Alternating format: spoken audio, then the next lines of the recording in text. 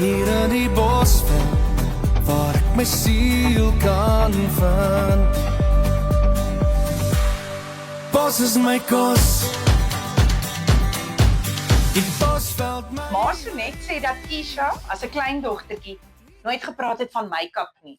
Sy het gepraat van jou kap. Nou Keisha, vanaand lyk alles mooi, ook jou kap.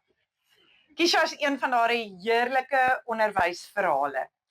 Ek kyk na Keisha en ek dink, ek kan nie glo waar hierdie kind begin het en kyk waar staan sy vandag nie.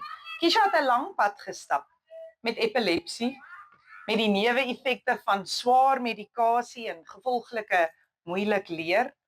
En 'n mens het dit die laaste paar jaar vergeet as jy kyk hoe sy ontwikkel het.